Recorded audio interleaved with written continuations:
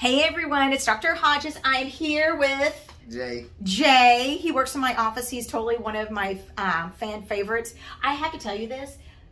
I don't think I go to clinic. Every time I'm in clinic, at least one of my patients will tell me how much they love you. Oh, so, thank you. He's awesome. So if y'all get a chance to come to clinic, you will see sweet Jay. Thank you. So Jay is going to help me with some shots today. I prescribe a lot of semaglutide, which is also called Ozempic. I also prescribe Mounjaro.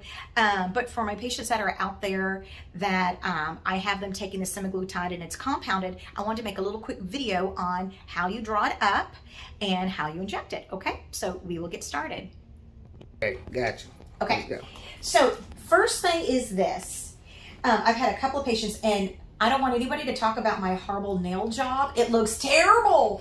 So, sorry in advance. I know whenever some patients when they're getting their little vial of the medicine, there's also a little, it's completely covered in metal. You do not pull this entire metal thing off. All you do is just remove that little perforated portion on top, okay? So that's the first thing you'll do. The second thing is, and I want you to zoom in on this. This is the little needle that comes in. You can see along the side, it says, well, here it will say, if I pull this down, 10, 20, 30, 40, 50, 60, all the way up to 100 units. This is a 1 ml syringe. Some syringes, like what we have here, it will say, or actually, it will say 0.1, 0.2, 0.3, 0.4. You'll get 1 or 2 of these syringes. 10 units and 0.1 are the exact same thing, okay? And so if on the instructions it says take 10 units, but you receive a syringe like this, just know that all you're doing is you're pulling up 0.1. All right. So right now I'm going to draw up 20 units of the medication. So the first thing that I like to do is I'll take the top off, little teensy tiny needle. It's important that you get your little swab. Always clean off the little diaphragm. And then what you'll do is you'll dump the medicine, the bottle upside down, and you're going to take your needle and go straight in, boop, just like that. Now, some people will inject air, other people won't. What I always end up doing is I draw up more than 20, and then I end up pushing. You want that part of the plunger to go to whatever tick line. So I end up drawing up more and then pushing back in till I get back up to the 20. The reason why I do that is that I'm just trying to get out any air bubbles, okay? So, and then you just pull this out, okay? So if you need to draw up 10, you'll just go to the 10 mark. If you need to draw up 20, you'll go to the 20 mark. If you had a syringe that it says 0.1, 0.2, you would either go to where it says 0.1 or 0.2. Again, that's the exact same measure. They're both 1 ml syringes. You can also see on this particular syringe, the needle is actually like created. It's actually in this syringe itself. On this particular needle, or pardon me, on this particular syringe, there's no needle. So you would actually screw on a little needle. You can purchase these syringes on Amazon. They're sterile whenever they come in a little package.